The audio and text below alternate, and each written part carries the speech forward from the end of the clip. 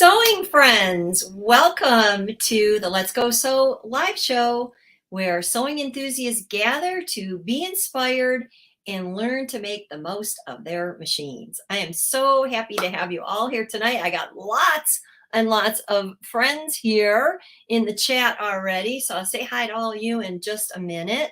But I'm going to be bringing on a couple friends live with me tonight. So I figured the more the merrier, and we've got some great questions tonight and some really good answers for you on all kinds of different topics for both sewing and embroidery. So let me go ahead and introduce my friends that I have with me tonight. I've got Caroline Booth. Hello, Caroline. Everybody say hello to Caroline. Hi, Joanne. And I've got Heather Banks. Hey, Heather. Hello, everyone. So nice to be here. Thank you, Joanne and Caroline, for letting me be here with you. I am just thrilled to have you both here tonight. And thank you so much for taking the time to be with everybody. So let's say hi to a few of our friends. I know many of us have mutual friends here because they like to follow all the different shows that are on. So we've got Joan here. We've got Shirley. Reen's here from Embroidery Garden. She's a good friend of all of us, for sure. Vicky's here. Teresa is here. And Teresa used to be here from Virginia, but now she's here from just about a half hour from me. So we haven't had a chance to meet up yet, but she's moved into my territory. So, hey, Teresa, welcome to Buckeye Country. And I see Rhonda and Gail and Shirley, and Sally's also here from Ohio. Judith, Joanne, another Sally from Ohio, and a Pamela from Ohio. And Joy's here from Houston, Texas. Cindy King is here from Texas. Jane's in Pennsylvania. Linda's in Colorado. We got Rhonda from Texas. Barbara from Washington. Lori, Ann, Karen, Robin, Sheila, Jill, my friend Diane from Style Falcon Patterns. We had her on not too long ago and did a great show with the Style Falcon Patterns. So if you missed that one, make sure you look it up on my YouTube channel because that was one that is a absolute must see. And I see Denise and Sybil, Paula, Susan, Dawn, Karen, Terry. Hey, Forrest, glad to have you back. Forrest is my friend from Missouri, and he was down for the count for a little while. So, hey, Forrest, we're really glad to have you back. I hope you're feeling better. And Phyllis is here. Terry's here.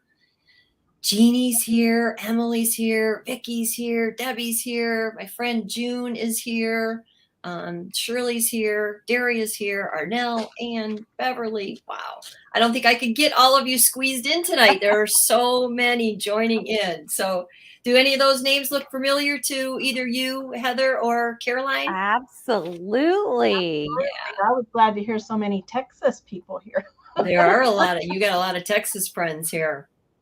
But sewing friends stick together, don't we? That's we all right. stick together. And I think, one of the most wonderful things is sharing with each other all of the things that we have learned over the years and we continue to learn, right? Is there every day there's a new learning experience? Hopefully. Every day. Every day, for sure. But it really is, it's just so much fun to share our thoughts with each other, and everybody in the chat always has some great things to tonight, is Q&A night, and I don't do these very often only because I have so many great guests that I want to bring on all the time that it's hard for me to squeeze it all in. But I've been collecting some questions for a while, and tonight we're going to answer those questions, and I've got my friends Caroline and Heather here to help as well. So if you've got any tips that you would like to share in the chat, everybody that's here tonight, all of our sewing friends, you're welcome to share your thoughts on any of these topics as well. So the more the merrier, right? That's right. That's right. Absolutely. So I'm just really glad everybody's here tonight. Um, embroidery is a big topic, isn't it? I mean, that's something that's something that I know all three of us are very passionate about, right? Mm-hmm. Yes. I usually like to ask when I have somebody on, so I'll ask Caroline, I'll start with you. If I put you on a desert island and you could only do one type of sewing, crafting, creating thing on that desert island while you were trapped there, desert or deserted, I don't know which is which, but whatever. You're there and you can only pick one thing. What As long as it sewing has dessert. category? As long as you have dessert, that's right. Exactly. It doesn't Dessert matter on the desert island. That's not a fair question because there's too many things that I love. Well, But along with your chocolate, what else would you bring? chocolate would have to be top of the list. I would probably have to say embroidery. Okay. Because it's so versatile and you can do so much with it. Yeah. And what's amazing, we've got Reen Wilcoxon here from Embroidery Garden joining us tonight. And Reen is famous for her in the hoop designs, which look like they were sewn together when they're finished. I mean, some of them obviously have embroidered features on them, but you take a plain zipper bag and with some stippling on it, and it really mimics what you would do totally on the sewing side of the machine, but it's done on the embroidery side. So that makes, you able to kind of combine them together. All right, Heather, your turn. If I sent you out there, the ship lands and you're getting off and you can only take one type of sewing with you or crafting, what would it be? Boy, Joanne, that is hard. And I didn't tell you I was going to ask you this question. No. We had no prep time whatsoever to think about this. Boy, I'm really with Caroline that I would not want to give up my embroidery, but can we make it a combo machine so we can be whipping out our clothes that we need to stay in on the island as we decorate them with our embroidery? Yeah, we'd learn to make fiber from palm trees, I would expect, right? Or coconut shells. Oh, that would work. That would work. Maybe we're going to need a loom or something to weave all of this. Yes. I'm sure we would get very creative. I'm sure everybody here that is, with us would be very creative too. So I'm going to take a minute here to tell everybody a little bit about both Caroline and Heather. So I'll start with Caroline. Caroline and I met quite a few years ago at a sewing event in the South, and we've kept in touch ever since. And Caroline is an expert sewing person, an expert embroidery person, an expert crafter and creator. And I know, Caroline, you have branched out into doing a lot of your own classes, and you're doing them on the Embroidery Garden venue. So through the Embroidery Garden website, correct? Yes, I have collaborated with Reen. She was kind enough to invite me to teach some classes. So we've done several different types of classes, both sewing and embroidery, and I have really enjoyed it. One of the things I love the most is I was a fan of hers long before I ever met her. And I went to that event where I met you because I knew she was going to be teaching. So that's what drew me in to begin with. And I had just started embroidering. Maybe I bought my first machine about a year before that event. And I discovered her in the hoop patterns almost right away. And I was hooked from the first little zipper bag that I did. And fortunate enough to meet her at that event. People. And, a couple of years ago, I started teaching classes along with her. So I've really enjoyed that. And I've enjoyed connecting with so many more people through that venue as well. That's wonderful. And you told me recently that you are starting up your own website soon. So we're probably going to see even more from you in the future, right? I'm hoping. I had a promise from someone that was going to help me do that, and they bailed on me. So it's going to take a little bit longer for it to get going than I had anticipated. But I'm hoping before the end of the year that I'll have that ready to go.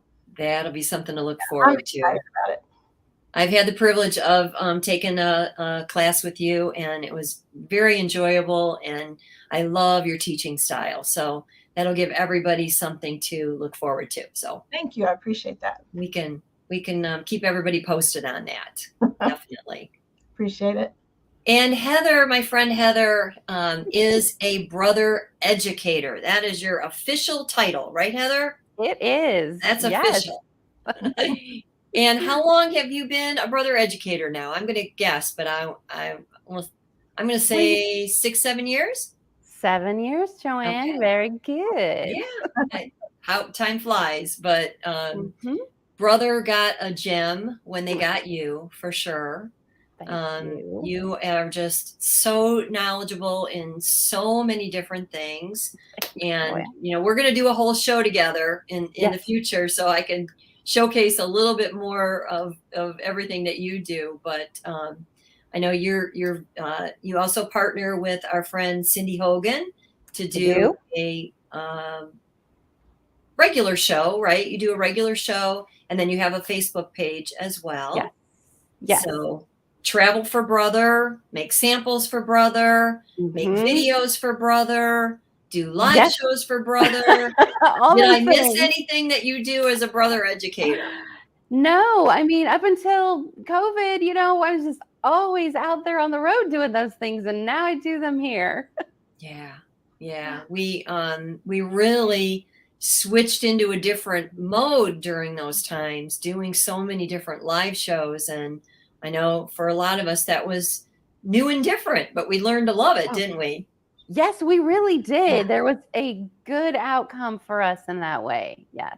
Yeah, we're getting some comments in here. I want to pop up on here, but we really today I think we have the best of all worlds, because in my experience, even having traveled and done shows where there were many people there, there's always somebody that would email you and say, there's no way I can get there, or that's too far from me, or are you going to be in this area? And by being able to do this online now, we're able to just gather in so many more of our friends, and this really is the next best thing to being live and in person. So absolutely, we all really enjoy it. Yeah. Yes, Anne, I agree. Heather is a gem, and we do love our brother machines. Yes, we do. And then June says, I've also been enjoying the live videos with Heather and Cindy. I'm trying to get coordinated to get Cindy on the show as well, but Cindy's got a lot going on, so we're trying to juggle something. And then June, my friend June, has also taken Caroline's classes. So we're going to be talking a little bit about rope bowls tonight. So stay tuned for that. Definitely. Thank you, June. I'm glad you've enjoyed the classes. Yeah, definitely. Let's see. Reen saying Heather and Cindy's group is the best. So informative. Thanks, I agree. You're the best, Reen. We love your stuff. So thank you. What a compliment from such an accomplished person. Well, it's just like I said, we all do something different, and it's that wonderful mix that recipe turns out to be a great cake when we're all done baking it together. Sure is.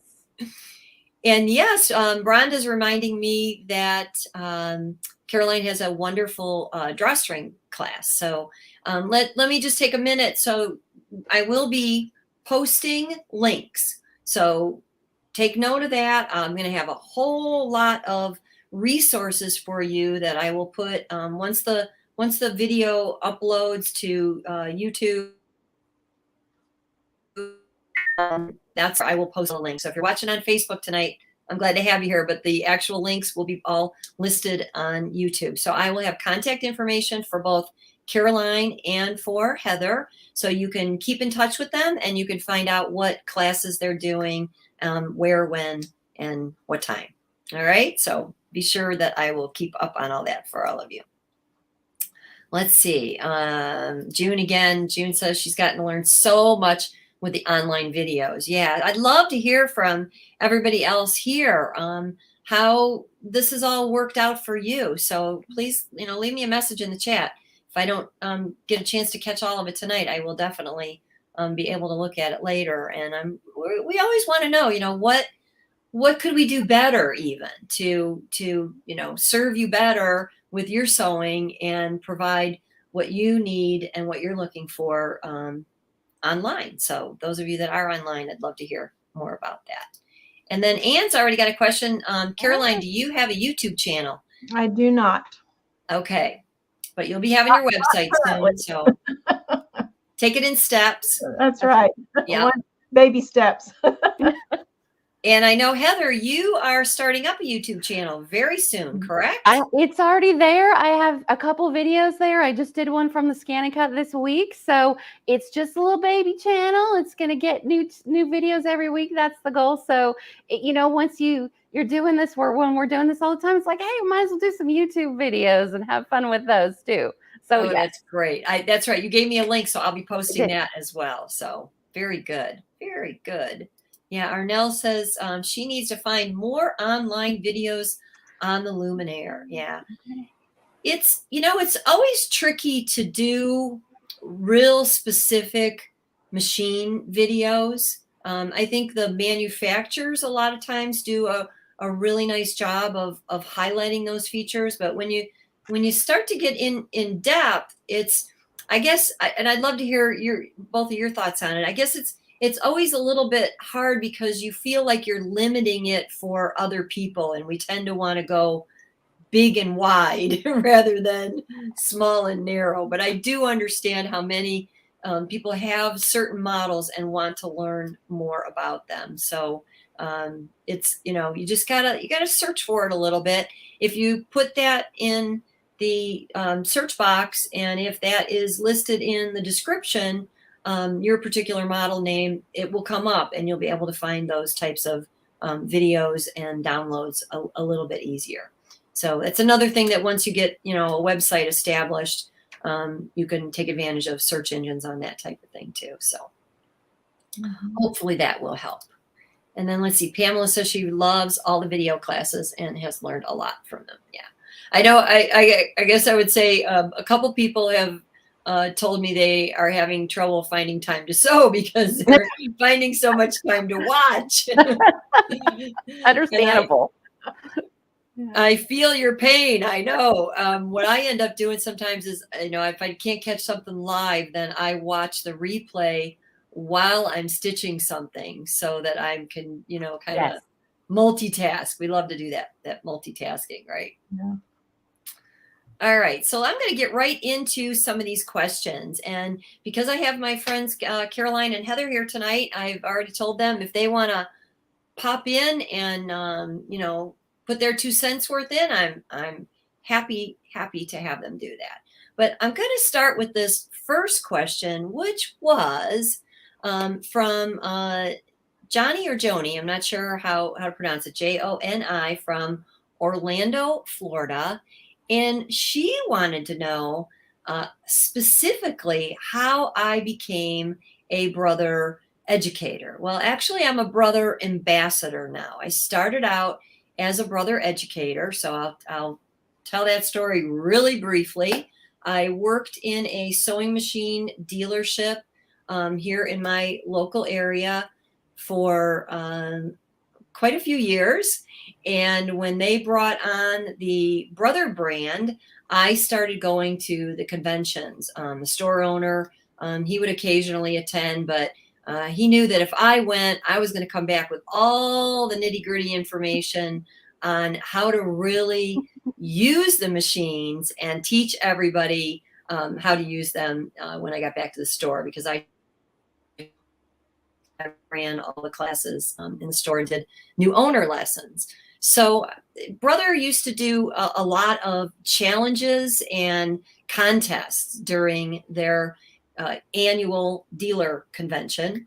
And there was a great lady, her name is June Mellinger. I hope to get her on my show one day too, who was director of education. And she kind of took notice of some of the things that I was entering into those contests. And truth be told, I'm not a competitive person. Like, sports is not my thing. I'm really not like a contest type.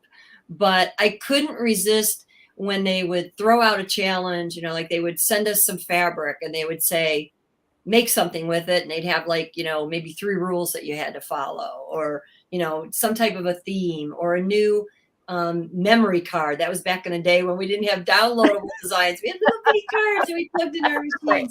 You know, they'd have a challenge that, you know, do something with this. So one year I actually won a machine. I was so excited because I never entered really with thinking of winning, but I just kind of got a little bit noticed, I think. And pretty much everybody that knows me knows I don't have a problem with being a wallflower, like shy type, you know, like the more people I get to talk to, the happier I am.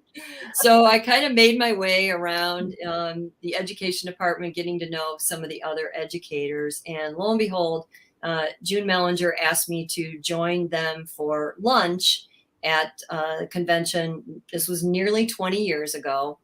And very shortly after that, she asked me if I would be interested to start making samples for Brother. So I started out basically making a lot of the samples that would be used in brochures. I still see some of them pop up every now and then today because, you know, some of that stuff is totally evergreen, and we, you know, we like to see it applied down the road somewhere. But I just eventually then I was doing a lot of samples for shows, for displays. And then they asked me to write a couple articles. And then the next thing you know, they asked me to start producing projects for the theme of a free design of the month and a foot of the month. So those were published for about 10 years on the regular Brother website without my name on it. So I was kind of behind the scenes. And then they asked me if I would start to do a little bit of traveling and do some shows. So I started doing some shows, and it just, you know, kind of went from one thing to the next. Eventually I switched into what is known as an ambassador. So, you know, the education department operates a little different, right, Heather? There's kind of, you've got, you know, you're the ones that are out there traveling and, you know, teaching the dealers and doing special things for dealers, whereas an ambassador is a little bit more on the side of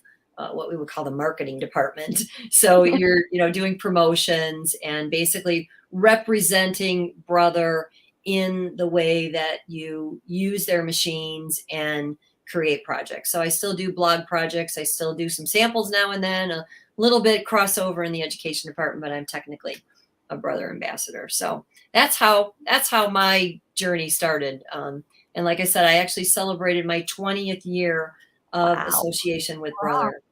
That's wonderful, Joanne. That's amazing. Good for you. It's been a great ride, and been a long one too. So I'm very, very grateful for all of that.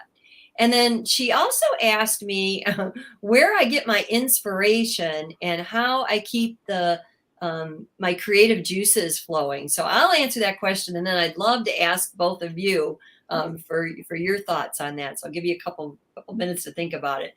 For me personally, I operate a little bit unusual. I really don't read a lot of magazines. I don't watch a lot of other YouTube videos that are done by other people. Strange as it may sound, I just kind of like things to come from in here somewhere. And I just don't have a lack of ideas. I have a lack of time to produce those ideas. I've got Post-it notes all over my computer right now. I've got a notebook full of things. I've got notes on my computer, and I just like things just, and I feel very, very fortunate that I do have that kind of, you know, it just keeps generating. I know when I first started with Brother, I made a sample set for them for a very important event they were doing, and it was the first time that I had done that, and I never forgot the feeling of shipping off all those items and going to sleep that night with the thought in my head, I hope they never ask me to do anything else, because I think I'm fresh out of ideas. Well, that didn't happen. In fact, the opposite happened. And I think that's what it is. I think the more you do, the more you feel like doing something new and different, and the more you almost like inspire yourself, because you, every time we finish something, and I'd love to hear everybody's thoughts on this. Every time you finish something, you say, what if I would have done that? What if I wouldn't have done that? What if I add this? What if I do this different? And, you know, you just keep going. It just keeps going and just keeps growing. So, Absolutely. all right. Who wants to answer next on how Heather, you get inspired and keep creative juices going? Sure. Caroline? Yes.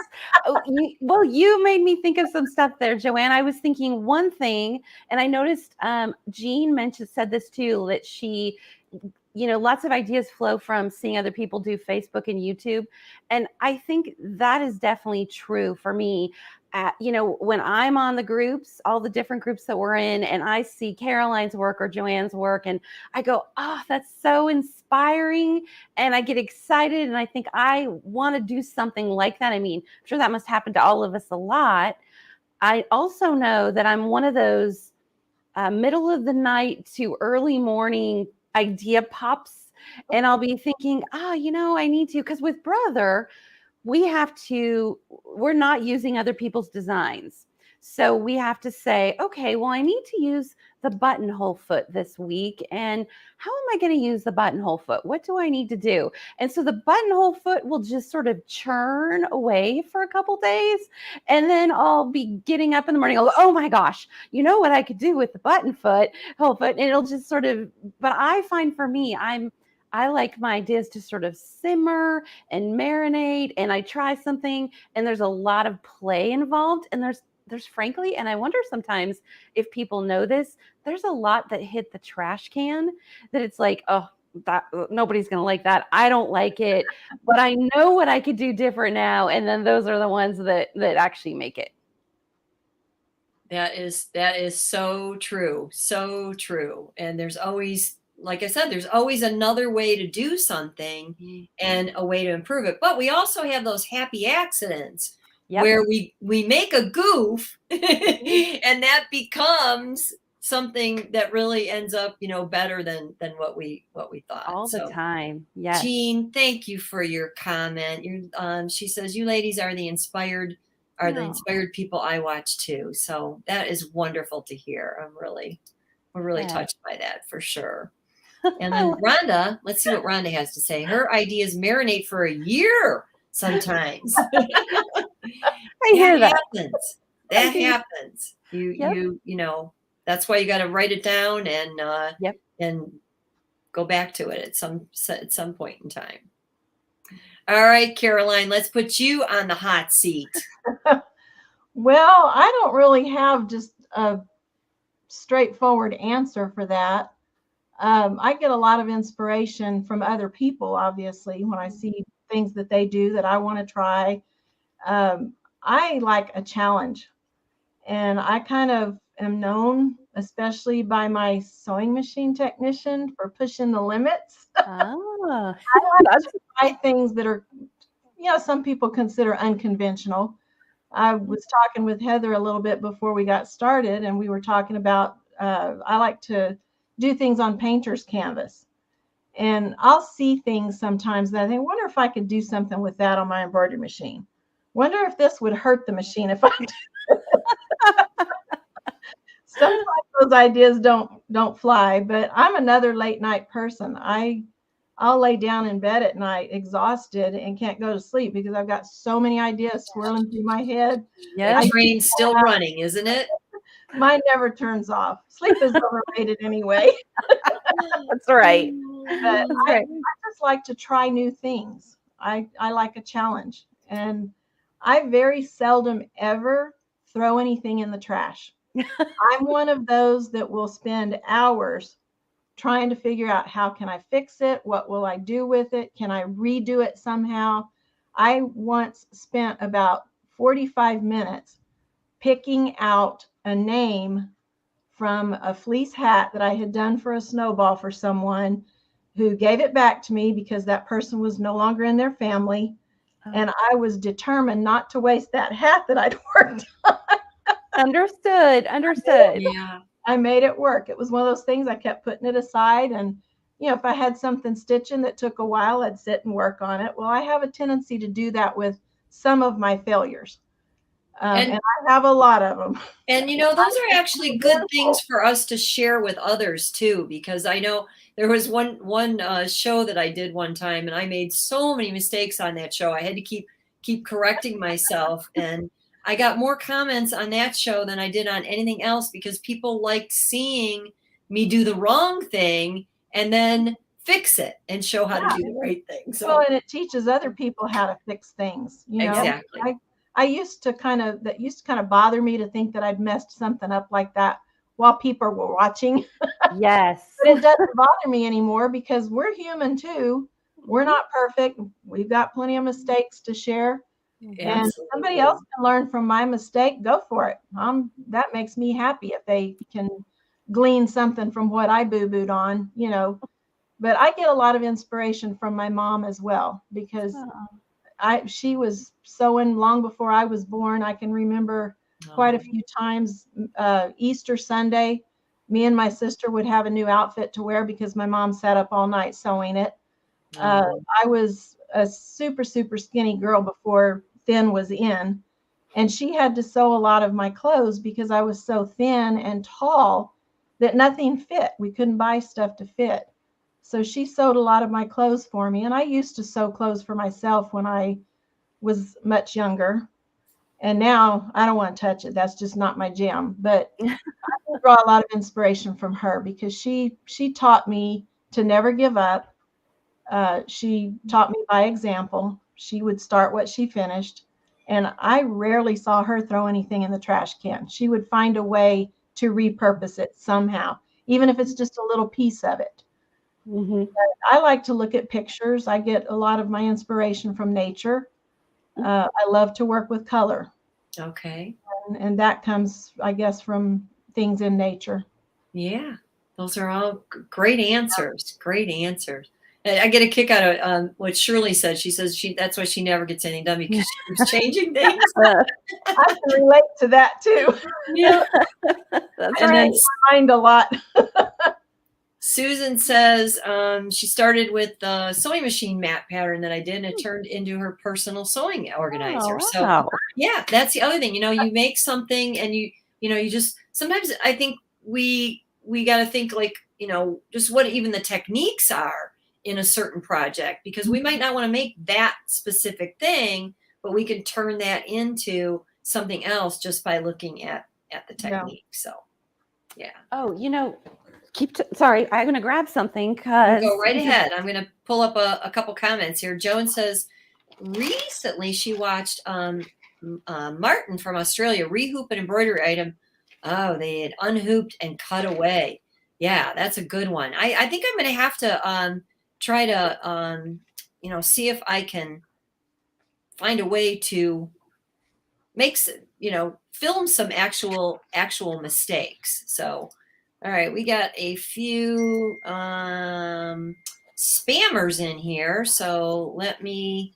I was going to show you this, Joanne, because the other day, just so people don't think that we don't mess up, I was stitching and I stitched through both layers. Ooh. So, I mean, total. I'm going to bring you up full screen for that so everybody can see. Right. So this was all going fine, and I was running around the room doing other stuff, and I did not pay attention, and I stitched both layers together, and the only way I could get it out of the hoop was to just cut it.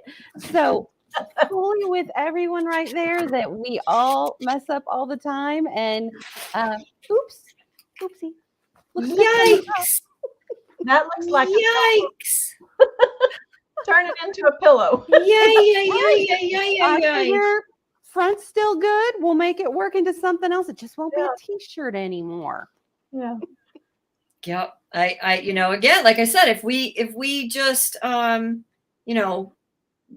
made a list of all those things, we would find out, really quick what we were what we needed to show. So Have you ever made a mistake and you're in your room by yourself and you look around to see if anybody saw you do that? Yep. Yep. Yeah. Jean says, been there, done that. Yep. Oh my. Rhonda's done it Absolutely. too. Yep. We can all agree with All of that. us. And All then of us. let's see what Marjorie had to say here. I think we learn more from our mistakes than when things Yep. go perfect. Yeah, That is so I would true. have to Mhm. agree with that. Definitely. All right. You know what? I've never had a spammer on my show, so there's a first time for everything. Mm, And I think we got rid of the spammer. So if anyone sees that again, just let me know in case I miss it. And let's see what Rhonda says. That shirt goes into the practice bin that's where you right. can experiment or test a new design. Yeah. I mean, Oh, I've got lots of, plenty of space now for a real t-shirt. Absolutely. It's got potential now for other things. At the time, it's so frustrating and disappointing and but you move on and you make the best. You got yeah, other stuff we could do with it. definitely. Definitely. Well, I've got a whole laundry list of questions that came from Kathleen from Katy, Texas. So I'm going to kind of zip through these. First of all, she was asking me about the side cutter foot. Now, have both of you used the side cutter foot? I don't think I've Side used cutter it. attachment? Have not. It's known to be a what we would call a serger substitute, and you put it on your machine, and it's got an arm that attaches like the walking foot attaches, and then it's got a blade that goes up and down in coordination with that arm. So it actually cuts the fabric as you are sewing an overcast stitch. Hmm. So just a few recommendations on it. First of all, I will post a PDF that has some guidelines for using that foot. But basically, it kind of can mimic a little bit what a serger does by cutting and having the overcast stitch form right over the cut edge. But it's nowhere near as versatile as the serger is, because with the side cutter attachment, the main thing is you want to remember to always use it with a firm fabric. So it's, it needs a pretty crisp fabric to be able to cut and then wrap that edge with the overcast without having it kind of pucker up. So those are my recommendations on that. And then she also asked about glue and water soluble sticks. This is probably a big topic. I'd love to hear your ideas on it, but I'm not real picky as far as like certain glues. I a lot of times I'll just use a washable regular glue stick like you would use for kids would use or that kind of thing. Mhm. So it's meant to be able to wash out. But there is one brand of wash away glue that I like. It's called Roxanne's. Anybody ever used Roxanne's glue? Mhm. I like Yeah, Roxanne. Yeah. it works. It works good. Definitely works good. Main thing is to test it. So test the glue, make sure that it doesn't leave any discoloration, and make sure that it washes easily out of your fabric. So, any thoughts on that, girls? I agree that I definitely will use a variety of wash away items, whether it's a glue stick or, like you said, more of a child's glue, because I kind of am on the understanding that, hey, if it is a wash away from materials, then I should be probably okay. But definitely a test is a good idea. And then I'll add one more thing to that. I always store mine in a Ziploc bag. I store all of my marking pens and all of my glue sticks in a Ziploc bag, because the air is the enemy of anything like that. And how many times have you picked up a marking pen that, I'm talking like the wash away or the air erasable, and you're like, I only use this a few times. Yep. What could have possibly happened to this? The ink can't be gone. Yes. No, but your air is likely dry, and that dried it out. So I always I have a Ziploc bag for all of my glue sticks and all of my marking pens. That's like Good idea. tip of the night. That's a great tip. Yeah, it is. It's a good idea. Thought of that. It's I've thrown away a lot of glue sticks. and if you Exactly. have colored markers, it's a good idea to put those in there as well, because they really don't seal like airtight. So No, Yeah. they that really just don't. makes it work really well. Caroline, any more thoughts on glue before we move on? The only thing I would add is you need to make sure that if it's something you're going to be sewing or embroidering, that it's safe for your machine. I have Yeah. different fabric glues that I use, for instance, when I'm gluing embellishments on my bowls or something like that, that I would use for that purpose, but I would never sew over it because it's either too much or it's just the wrong kind to use on your machine, and you don't want to gum up your machine or cause problems on the inside down in the bobbin case or even the needle going up and down. So that's the only caution I would add, is to make sure that it's actually safe for sewing if that's what you're going to use it for. That's an excellent point. And then the other thing is to make sure that it's dry before you use it. Yes. Because you don't want to sew through wet glue. Right. Yeah, good point. That's not a good thing. Yeah, not a good thing. Kathleen, we're answering your questions right now. So glad you're here. You said your grandmother trained you to use everything. Yeah, I know. That's a toughie. And I'll give you a little tip on that. I learned this from a friend recently. Check in your local area if your thrift shops recycle fabric pieces. But if they do, I have a bag that I save, and anything that's of any size whatsoever, whether it's, a slice of fabric that I cut off or something that didn't turn out well. If it's just fabric, I put it in that bag, and every once in a while I take it to my local big name, I won't mention it, but big name thrift shop, and they recycle it. So, how you buy something sometimes and it says made with recycled materials, that's probably where it's coming from, that kind of those cast-offs. But you might want to think about doing that, because, I don't like to waste either, for sure. All right. The next question from Kathleen was how to deal with fake fur, and minky mess. So that could be a little bit of a challenge. As far as fur, it's going to shed, and you're going to want a vacuum cleaner close by. If you can keep a small vacuum cleaner in your sewing space, you're gonna be ahead of the game. But minky, if it's the real thing, Cuddle is one of the name brands from Shannon Fabrics. I've worked with that. They're minky a lot, and they're faux type fabrics that have fuzz, faux fuzzy fabrics, if I can try to say that 3 times real fast. And the beauty of that particular brand is it only sheds once. So when you cut the edge, it will shed like crazy. I try to cut all my pieces and put them. I put them right away in a plastic bag, like a clean garbage bag, and then I carry them down to the dryer. I dump them in the dryer, and I run them on an air cycle. Don't use heat, because if you have any textured fabrics that are in that line, the heat will take out the texture. So just use a cool air dryer, and it will take all the fuzz out, and then it's done shedding. So if only our pets were like that, we'd be a lot happier. Shed once and done. But that's the best advice. So while it's in the dryer, I come back up and vacuum everything, and then when I'm laying that piece out, it is not going to shed anymore. So anybody else experienced anything with minky or faux fur? And I've done the same thing. I made a bunch of Christmas presents last year with minky type products, and oh yeah, that first cutting, it's terrible, but they all get bundled up, taken to the dryer, and we're good to go for the rest of the sewing. Yeah, definitely. Yes. And we have another fan of Roxanne's. Jean likes some people like to say Seam-A-Line.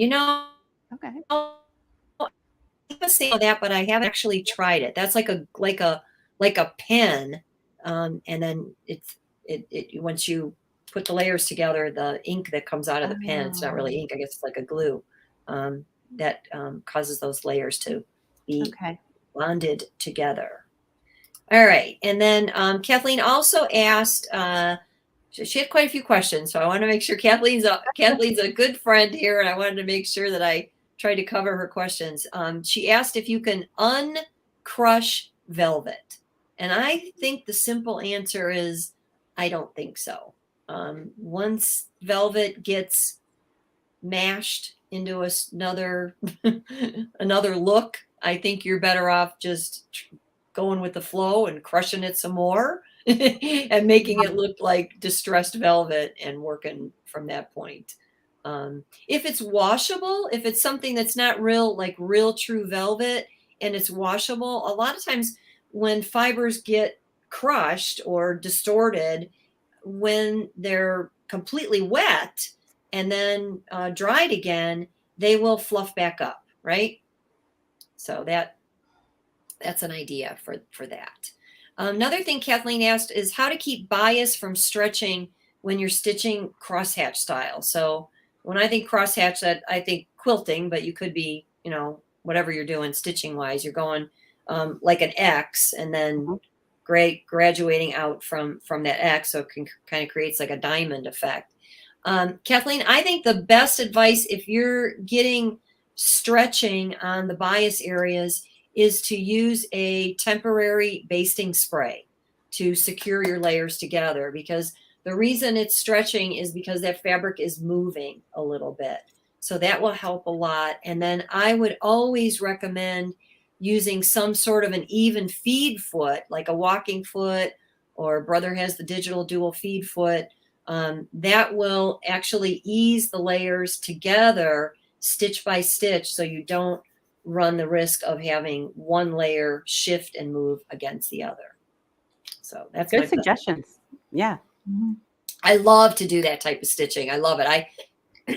Excuse me, I take a big chunk of fabric and I draw an X right in the middle. I stitch from one end to the other, and then I use a lot of times I use a walking foot for this, and I'll put the walking foot guide in the back and space it out whatever distance I want each one of my rows to be, and then I just follow that guide along the previous line and just keep moving outward. I also recommend when you do that type of stitching, you stitch from the center outward, so that if you do get any little bit of skewing, is that a word? Or yes. Kind of distortion a little bit, you get kind of controlled distortion or even distortion. In fact, we're going to get into some embroidery questions here in a minute, but that's another tip that I have for helping to keep your embroidery nice and even, especially if you're linking designs, is I always recommend working from the center outward, because that will keep things even a little bit. It also allows you to adjust a little bit as you go along. So hopefully that helps. Hopefully. All right. And then the next one, Caroline and Heather, I would love to hear your thoughts on this one, because I have no answer for this whatsoever. No pressure, Caroline. Yeah, no pressure. Kathleen asked, how do you sew striped binding so it goes in the same direction on both sides of the quilt? And I think, Kathleen, you can clarify if you want. I think you mean on the front and the back, so that because I'm assuming it's being cut on the bias. So I'll throw out the only thing I could think of would be to make a seam at the edge so that the fabric is going the opposite direction where you sew it together, so that when it flips, it's going to look the same on both sides. Any thoughts on that, ladies? Don't sew stripes. That's a good one. I avoid them. I love that look of a on the bias stripe binding, but boy, getting them going the same direction. Joanne, I like your idea of swapping them with the seam down the middle. That's a good idea. It's the only thing I could think of. I don't know any other way to do it unless, the fabric was somehow printed that way. And, hands in your visit with Doug. Let me. Sorry, my dog is insisting that he be on my lap. So this is Charlie. What a cutie. Try not to make him a distraction, but he's just sitting here. What's his name? Charlie. Charlie. Hi, Charlie. Oh, my. And then, Carol has a good point. She says, if you have a pin board, use that and lots of steam to uncrush velvet. So Yeah, that's definitely worth a try. And then Jane has a great tip. This is Jane, I love this tip. It's wonderful. Yeah. Use a lint roller, get the fuzz off the cutting mat. Yeah. Excellent.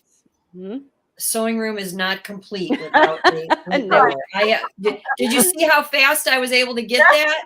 It is no more than an arm's length for me At all times. at all times to grab that. Yeah, definitely. And then Jean says, it's always necessary. Is it always necessary to make the cross stitching on flannel quilt? So to do that, Jean, I would say that the whole idea when you're quilting any quilt, and that, quilting just means securing those layers that are sandwiched together so they don't move. That's the whole idea, so they don't move. And I know I've done some really simple charity quilts where we just took 2 layers of flannel and sewed them together and finished the edge, sometimes just with a serger. They make great little blankies. But I always recommend that when those are created, that you do at least 1 line of stitching from end to end on there, because of a very simple reason. When that's thrown in the washer and thrown in the dryer, it's going to be a whole lot easier for that person to take it out, shake it out, fold it up, and use it. If those layers aren't connected together at all, then they're going to stick to one another, and you're going to end up, kind of having a little bit of a wrinkled mess. So that's my thoughts on that. Good thought. Jean says, Charlie looks so cute. Okay, Jean, Sorry. tell your dog it has to wait for just a little bit. We got a little bit more to go here tonight. Oh, and I'll save this question for a little later. Okay. Let's see. Next up for the Q&A is from Bambi Lynn. Bambi says she wanted to know how to line up embroidery when you're joining one part to the next part. So I'm gonna throw that out at the 2 of you first off and see if you've just got maybe a tip or 2 for that. Caroline, any thoughts? I have a luminaire, so I've got a projector and a camera, and I rely very heavily on those. I don't have real good eyesight for things that are real close or small, so I really take advantage of that camera and that projector. I know not everybody has that. The other thing that I used to do before I had that machine was I had a grid that I would put on top of things to try to line them up. But other than that, I'm not real good at it, so I don't really have any other tips other than that. Okay, Heather, you want to give it a shot? Well, I know we have connecting by camera. If you do have a machine like a Dream Machine, a Stellaire, a 10 needle, of course, a luminaire, then we have the ability to put in a design and then tell in advance that we want to connect it by camera, and it will automatically line our design up. Trying to think if we were going to do it just by drawing, we could do the trace. So all of the brother machines let us trace the outline. What were you thinking, Joanne? Well, my best tip for this is to use templates, printed templates. I know it's kind of an old-fashioned way, and yes, we have cameras, yes, we have projectors, but even with those, if you're unless you're using a program built into the machine that is, taking you step by step to link those together, like pattern connection by camera, you're still going to have a little bit of variable because fabric always moves. And that's why I recommend, like I said, starting with, if you're going to do a row, start with the center motif. Sometimes you could start at the work, but most time I like to start center and then work my way right, left, right, left, right, left until I have the row that I want to create. And by using a template to line that up, templates have a line in the middle that is your true horizontal, and then another line that is your true vertical. And as long as you have those perpendicular and parallel, you're going to be straight. And you can tell that by a printed template. So you do need software in order to create a template. And I'm a big fan of the, I have my brother's software, but I'm a big fan of the Dime software, and they have a software that you can download from their website. I'll put that in the resources. That is totally free, and you can use that to print templates. You just open your design, and when you print it, it will print it with those crosshairs. So Bambi Lynn, I also have a video that shows how I use templates, and I will link that in the show notes as well. So that should give you some help. That's my best tip for that. Templates are a good idea. Mhm. Definitely. So, okay, we had a question about embroidering on rope bowls. Did I say that right? Rope bowls. That's a hard one to roll off the tongue. Let's see who. Terry Jo sent that in, and she wanted. She's making rope bowls and wants to embroider on them, and she's asking what kind of stabilizer would you use for a project like this, and also what kind of needle. So we have a rope bowl expert on tonight. I'm going to put Caroline front and center here. And then I'm going to bring up Caroline's bowl pictures. Let's see if I can get that up here at the same time. Yeah. So those are let's so look at that beautiful. first one there. Caroline, why don't you go ahead and tell us a little bit about what we're looking at on the screen? Okay, I'm not sure which view the viewers are seeing, but I'm looking at the left. On my left side is the coasters and tray with the snowman faces on there. Those are faces that are from one of Reen's snowball collections. She's got probably about 8 or 9, maybe, I'm not real sure, but at least 8 or 9 different collections that have different faces on them. And this all got started for me with that bowl that's on my right, the Christmas bowl. And there's another Christmas bowl I think you have a picture of as well. I had seen some pictures of some of these bowls and got real interested in doing it. So I decided to try it.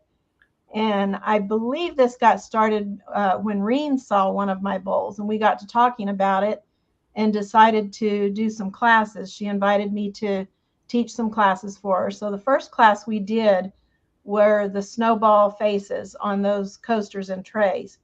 And then I will point out, because I'm a Texas girl, that is a Texas snowman in the corner. The cowboy hat, the bandana, and the little sheriff's scarf. I love Got it. it. So anyway, I just thought I'd put a plug in for Texas there. Well, let me show the next picture, and then you could tell a little bit about those too. Back to that other one, just to point out, you don't have to change it, but okay, that's fine. Well, on the snowballs or the snowman faces, that's done on a synthetic blend clothesline. And I want to clarify, we always call them rope bowls, but they are not truly rope bowls. They are clothesline bowls. And I call them rope bowls quite often myself, but they're actually made out of clothesline. You don't want to use real rope on your machine. Our machines are not built for that, not our domestic machines. The rope would be, too hard on it. But the one that has the snowball faces is a white synthetic blend. It's a 1/4 inch diameter clothesline. The one on the right, the Christmas bowl, is done on a natural color 100% cotton clothesline that's a 1/4 inch in diameter. Either one of those will work. You can do any of these projects on either type of clothesline. It just depends on the look that you want. On the snowball faces, we used, I started out using a tearaway stabilizer. It really depends on how dense your design is. You'll notice that there's a lot more stitching on that clothesline bowl on the right that has the Christmas design. It's not a real dense design. You'll notice there's a lot of openness to that design, particularly the smaller poinsettias. You don't want something real dense on these bowls because that's hard on your machine. It's also hard to get a good stitch out on it. So I started out using the tearaway. That works on some designs. Those faces are not real dense, and there's not a lot of stitches there. So a tearaway works fine. I would suggest a medium tearaway at least. You can also do it on a water-soluble stabilizer. And I'm not talking about the clear plasticky stuff that we put on top of things. Okay. This is a stabilizer that's like fabric. So you want to use that more fibrous type water-soluble stabilizer if you're going to do that. And then you can just rinse that out when you're finished. If you're using the tearaway, you would just tear it away once you've done the embroidery. The other type that I've used is, well, sometimes if it's a little bit more dense, I'll double up the stabilizer, but we don't suggest that you do a real dense design on a bowl. It's kind of hard on the machine, it's kind of hard on the needle, and because it's soft and it can kind of move around a lot, that can create a challenge as well. So Okay. something like that poinsettia design, I did use a topper on that just to make sure that it, you know, kind of held all of that clothesline down, just like a towel or something like that. That stuff can be kind of spongy. It can kind of move around. I think that I did that one. It's been quite a while ago. I think I did it on my multi-needle, but it could be done on a regular single needle as well. You just have to make sure your hoop is big enough for the design that you want to do. Okay. And the other two pictures, I think, are the same type clothesline. The one with the sunflower, that one is a real light design. That's one of Reen's sunflowers. And I've done that one both like it is, and then I've done it also with mylar underneath it. The mylar really gives it a nice look. If you're going to use mylar underneath that design, you don't need a topper. And not every design needs a topper. That bowl was done on that natural, 100% natural cotton clothesline. The one with the red bird was done on that white synthetic blend. They're beautiful, Caroline. They're absolutely gorgeous. They're stunning. So can I assume that you're going to be teaching this class again? I'll have to talk to Reen about that. Okay, because there's probably a lot of people here who missed it and would love to take that class. We don't currently have one scheduled, but that doesn't mean we can't schedule one. I know there's some real tricks to making it work. Like I've read a lot of, you know, bowls that didn't come out looking like a bowl. So, well, that's part of what we teach in the class. It takes a little bit of practice to get a consistency that makes it look like a bowl. My first one didn't go real well, but I just kept trying. And when I'm teaching, I don't really believe in perfection on anything. My little saying that I like to tell people is practice makes progress. The more you practice, the more you're going to progress, the more you'll perfect whatever it is you're trying to work on. That goes for anything. Yeah. Good saying. So very good. Very, very good. Well, everybody is loving your bowls. They're and there are I know that's now you have another one to show us though too, don't you? I do. I have. Right, I'm going to bring you up full screen for that. This is because I'm a Texas girl. This is my one and only claim to fame for digitizing. I did digitize that Texas from scratch, but I don't digitize. I want to get that clear. But I am kind of proud of that Texas bowl because I'm a Texas girl. I have a guest room that I decorated in all red, white, and blue and Texas themed items, pillows and, you know, comforter and all that kind of stuff. And I did one of these bowls to put on the nightstand in there so that whoever's our guest, if they have little things that they want to drop in the bowl, they can do that. And I do have a few other embroidery samples just to give people an idea of different things that you can do with these. This is another one of Reen's designs. This design is from her garden flower lace collection. It's actually a freestanding lace design, but I decided to try it on the bottom of a bowl. This one is a little bit dense right in this center part here because it's got several layers on top of each other. So this one would definitely be better with a topper. And I did do this one on my multi-needle machine, which worked a little bit better just because of those areas that was a little bit dense. This one has mylar underneath it. I don't know if that shows up very well, but Yeah, a little bit. I like my bling. I like shiny things. I like, things that kind of sparkle. So this one I did on top of mylar, therefore I did not use a topper. And I have to add my little bling in the middle there because I like shiny things. This is what I call my Thanksgiving bowl. This one is one that I use on my table at Thanksgiving. And Oh, I then love one the other one colors. that I did a similar thing this is another one of her flowers. And this one has that sparkly tulle kind of ribbon underneath it. This is also a freestanding lace design. This was done with metallic thread. And what I did with this one, after I did the design in the bottom, I went around the edge and added a decorative stitch with the gold metallic thread. Ooh. And then just added a ribbon that I had in my stash, and then a button in that little circle there, just to kind of tie it all together, make it look pretty together. I love the extra embellishments that you do. We do have a question from Marcia, so I'm going to bring that up. Okay. She said, beautiful. Any tips on keeping the center from kind of puffing up in the very center? She's tried loosening her grip a little bit.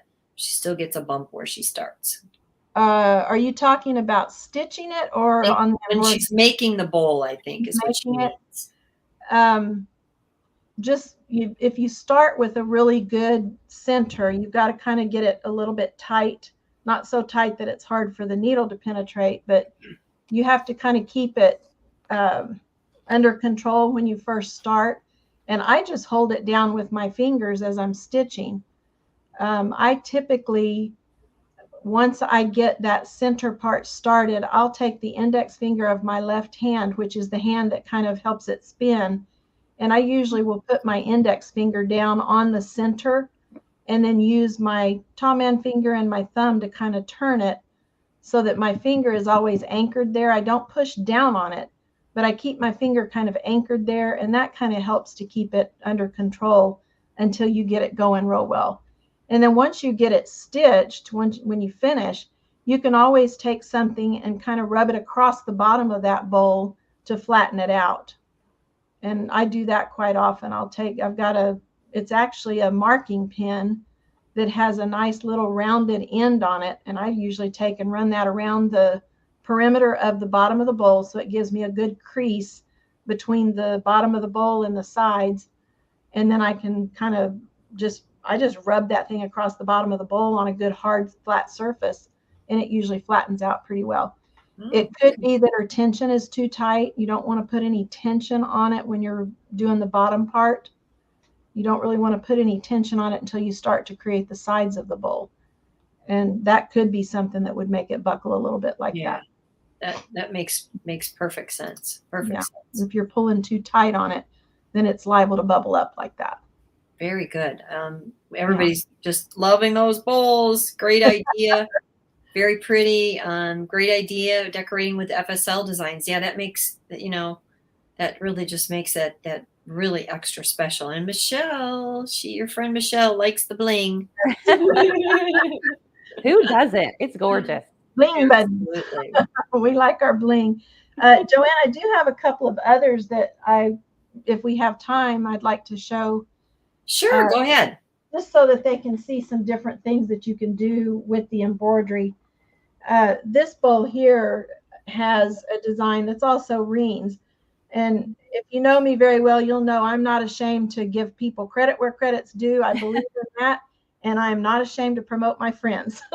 So I've got quite a few of her designs here. But this is one that was just an embroidery file, and I stitched it on a painter's drop cloth and cut it out. And then once I got the bottom of my bowl done, I stitched that down to the bottom of the bowl and then continued on. And I added a little bit of decorative stitching around before I added the fabric to it. And I did that on both sides of the fabric just to kind of pick up those colors and kind of complete that look. And I noticed right before we went on that I've lost my bling. That used to have a real pretty rhinestone there that fell out. So that's a nod to Heather also, because she's a beekeeper. I loved it, and I'm trying to figure out how I can sneak to Caroline's house and steal it. It's absolutely adorable. Just send me your address. Okay. Oh, that's easier. And then this one is a nod to Joanne. I can't remember which show it was that I was watching, but I was watching you online one day and you were talking about the rickrack stitch. And my wheels started turning. I thought, how can I use that stitch in my bowls? So this one does not have embroidery on the bowl itself, but it is constructed with that rickrack stitch. Ah, So this is wow. a learning process. I just wanted to experiment and see, is that going to be stable enough to construct it?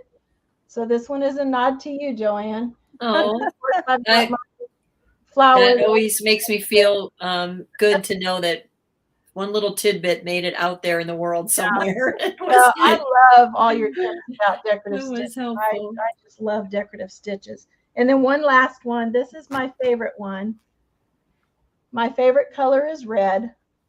So this is one that I also constructed with that rickrack stitch. I don't know how well you can see it, but that rickrack stitch actually changes the texture of what the clothesline looks like.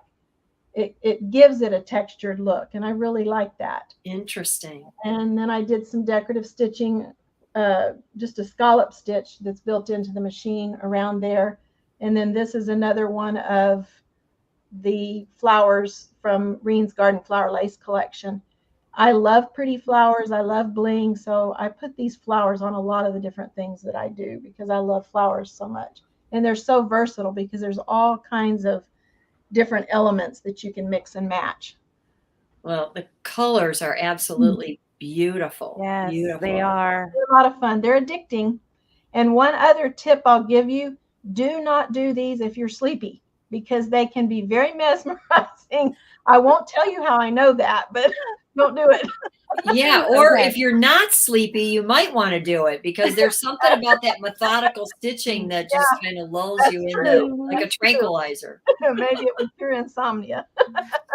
Definitely. We got a couple questions, so I'm going to bring them up here. Teresa asked, do you need a larger needle to embroider on the painter's drop cloth? That really kind of depends on what you're embroidering. If you're doing something that's a little bit dense, I would suggest going up just a little bit. Whenever I've embroidered on that on my multi-needle, I just use a regular 7511 because I feel like, just the force of it is enough. But if you've got a real dense design, you might want to go up just a little bit. Okay. On my single needle machine, again, it just depends on how dense the design is. If it's real dense, I'll use an 8012. I always use a top stitch needle whenever I do embroidery, when I embroider on the painter's drop cloth, because there tends to be a lot of extra friction. Mhm. And depending on the thread and everything, with that extra friction, I feel like the top stitch needle gives, because the eye is bigger, Right. gives it a little bit more room for that thread to move around and reduces the friction a little bit. The other That needle is stronger too. It's actually Yeah. made of stronger steel. Yeah. Mhm. The other tip I would give also is I always remind people, anytime you do these bowls, there's a lot of lint that's created, especially if it's the 100% cotton. And if you're using 100% cotton thread, you've got an awful lot of friction going on that's creating a lot of lint. So be sure you start with a clean bobbin case and finish by cleaning out that bobbin case. You'd be surprised at how much lint will collect in there, even from a small bowl. Good tip. Good tip. Yeah. Of course, I recommend you clean it out all the time anyway, but when you're dealing with something like that, and the painter's drop cloth creates a lot of lint as well. Definitely. Yeah. Yeah. So actually, Jean, that kind of relates to Jean. Jean said her husband called, so she might have missed something, but what fabrics? We're talking about the rope, which is the clothesline actually. And then Caroline, you said you made that other one with a painter's drop cloth. So Yes, I did it on painter's drop cloth, but I've also done some just regular cotton fabric that I've put on the inside of them. So, and are you wrapping it around? I don't want to give away all your secrets, but are you wrapping that around the clothesline? I have fabric wrapped around the clothesline. Yeah. Okay. And that's all Okay. So that's what gives it in the color. classes, how to do that. They are beautiful. Thank Beautiful. you. And then Fun. let's see. Paula wants to know, has anybody tried, I haven't made a rope bowl, so I can't answer this, but has anybody tried using the new long stitch designs that came with the Luminaire upgrade on the rope bowls? I think that might be a good candidate. Have you done it? I have. Oh, wow. I Tell us was about it. I was not pleased with it. I think Okay. it's a little bit too big. The stitches are just a little bit too big. Somebody else might have a different result. I'm not opposed to trying it again because sometimes I have a mental attitude I'm not going to be defeated. Okay. But my Got first it. attempt did not go real well, so I haven't tried it again.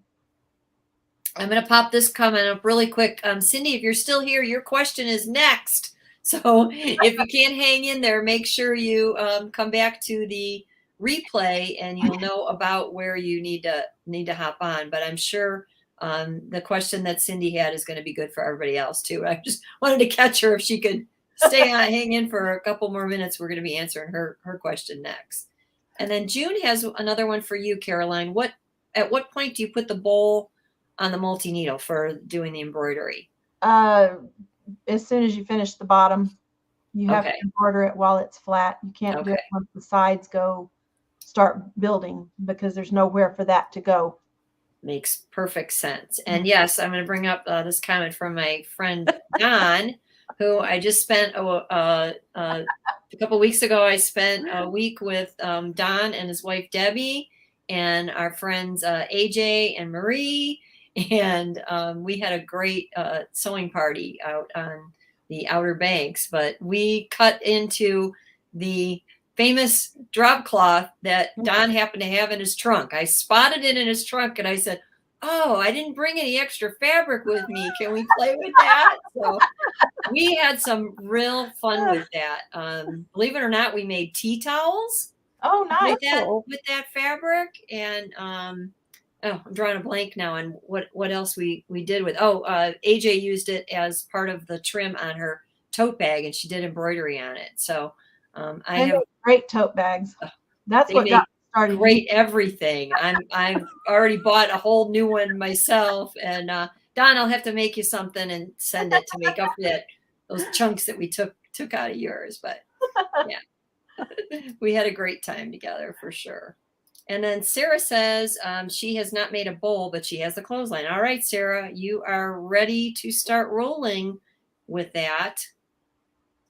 But I want to get to our next question, which I have brought Heather on to be the expert answer for this one. So this actually came from Cindy King, who hopefully is still here. If not, Cindy, you'll have to catch this. But Cindy was recently working on some applique, and here's what she layered with her fabric. So she had quilt cotton, then she ironed fusible interfacing, the SF101 on there to give it some stability. Then she put a layer of heat and bond heavy on there. And when she did her applique, and I'm assuming it was embroidered applique, Cindy actually has her own embroidery business. And so I'm assuming that's what she was doing. But she said it after finishing and doing her ironing, it didn't seem like it really made the cotton adhere to the garment, and she had some ripples and loose looking areas. So she wanted some tips on how to prep cotton for applique. So Heather, I know you have done mucho of this and I wanted to we all want to hear from you for what your tips are for that. Absolutely. Be happy to share. And I actually have a couple things out, so I'll show you the things I brought. But I feel like I should preface this with, this is just one way to do applique. So if you do it in a different manner, please don't think that I'm saying that it has to be this way. I just find that this has worked well for me. So I thought I would share. So let me change the camera so that you can come to here. Okay, so Joanne and Caroline, I'm assuming you guys can see my overhead. Yes. Great. Okay, so here's what I thought about when I heard Cindy's question. And it sounded to me like she had quite a few things that she had fused together. And when I do applique, what I typically do is I love to use a fusible so that it will stay on my fabric. So definitely when I have my stitch, and if we were going at this with like it was machine embroidery, then I am going to put a fusible on the back of whatever I'm using. So here's cork, here's felt. If you watched Cindy and my show this morning, then you saw us do something similar. I did use these designs this morning. When I go to put this on the scan and cut or onto my fabric for applique, all I'm really doing is using cotton or the other materials I'm showing you, and then a layer of fusible. I find that the layer of fusible is pretty important. And I heard Cindy say that she was using a Heat and Bond heavy, and I have Heat and Bond light here. And in addition, I have, was sitting right here. Oh, here it is. I also have Brothers Iron on Fabric Applique Contact Sheet. And that's what this is. So a lot of the time, these are the two we would recommend. Typically, it's the light, not the heavy, that we would recommend. And then our Brothers product, there's some others as well, not limiting to just these. But I'll take that and I will fuse it onto the back of my fabric. And I typically don't put anything else down. And I believe Cindy was saying that she actually had added SF101 or Pellon Shape Flex. And what I do, and I thought it might be worth mentioning in case there's some confusion there.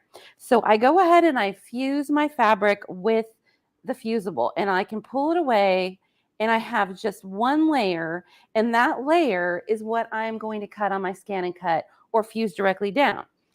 Now, what is in my hoop that I'm stitching on top of is actually 3 layers. And I will take my cotton fabric, I will take an interfacing and my stabilizer.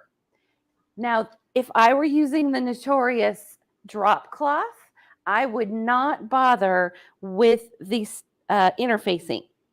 But if I am using cotton, then I use an interfacing, and it was easier here when I pulled it away.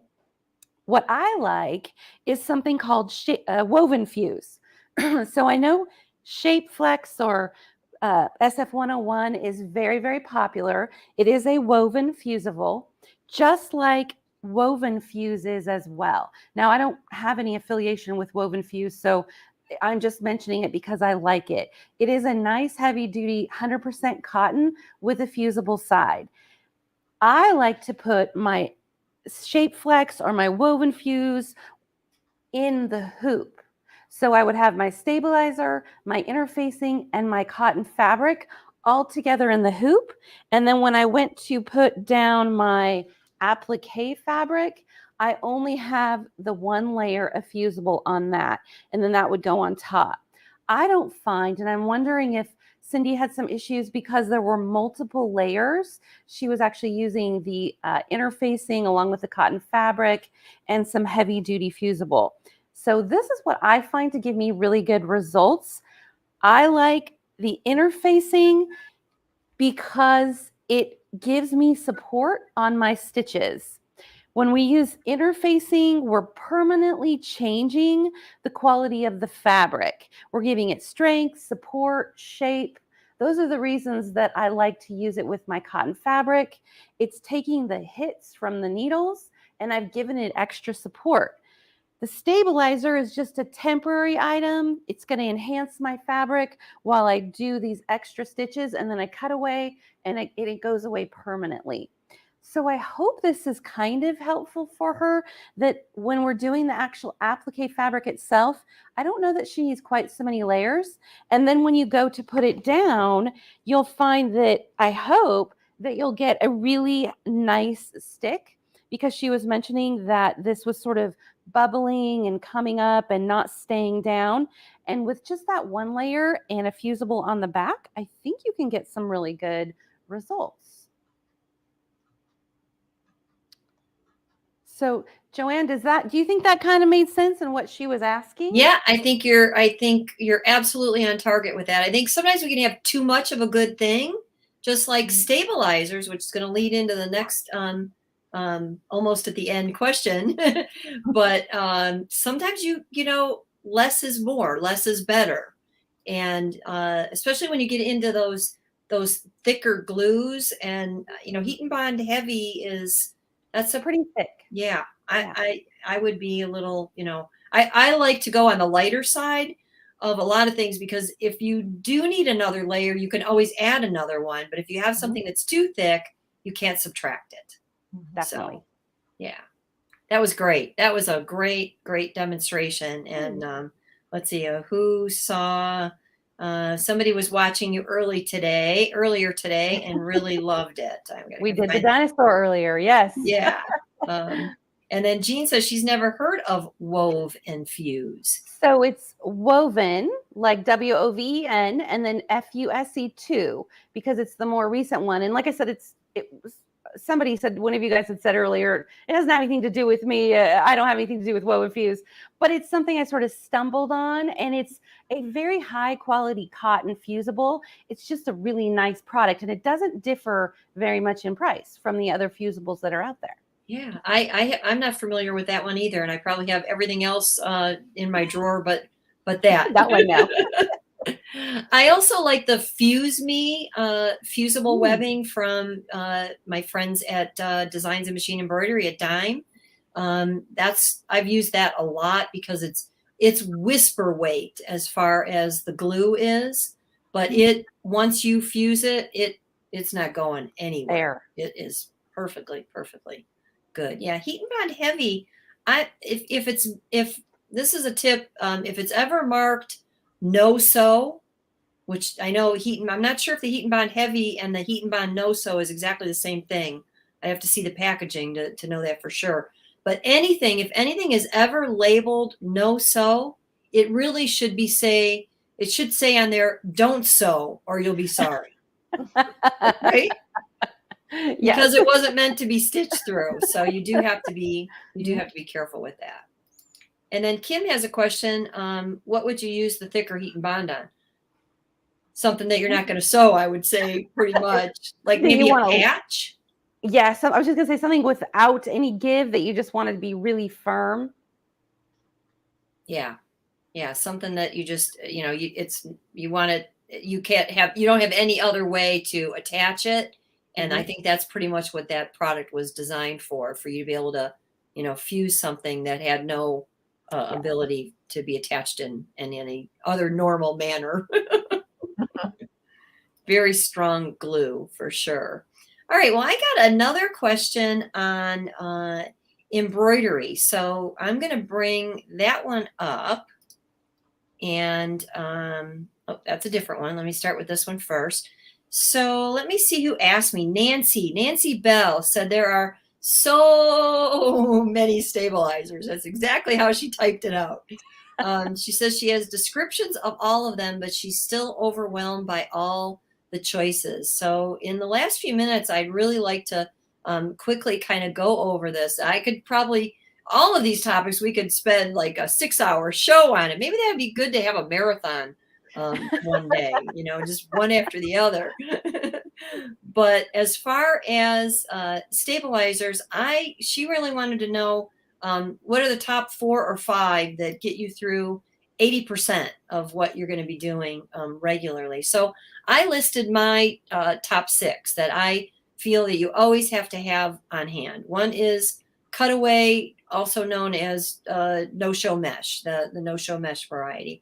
I like the no-show mesh because it's light enough that if I need 2 layers, I will use 2 layers, or if I need a heavier cutaway, I will use 2 layers of no-show mesh personally, rather than upgrading to a thicker layer of cutaway, because there are various thicknesses and weights of cutaway. The cutaway mesh, I think, is the lightest weight.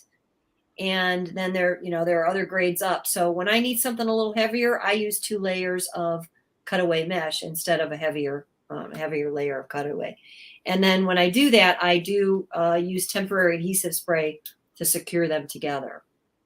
I'm also a big fan of light to medium weight tearaway. And I say medium weight because I use a lot of the Brother brand tearaway, and in my opinion, their lightweight tearaway is labeled medium. So, Heather, you probably use that same thing. Would you agree with Yeah, that assessment? definitely more than one layer there, right? Because it's Yeah. light. But the light is the medium weight Brother weight one is fabulous. So if you can get your hands on that, and then you can compare to other brands and find the same weight. I really, really like it. It's the only tearaway that I will regularly use in the hoop, because it is light enough and flexible enough that it doesn't end up too stiff. I also love an iron-on tearaway. Anytime I have fabric that needs to be just a little bit beefier, and I can benefit from being able to tear it away, I like to use a fusible or an iron-on tearaway. And I should have put on there, it's a temporary iron-on. So, you iron it, you stitch through it, you tear away the excess, and other than the parts that are buried under the threads that you can't get to, it all absolutely tears away. So Dime makes one of those as well, and you may find some other name brands that have it. Water soluble topping is a must-have. We've talked about that a little bit tonight.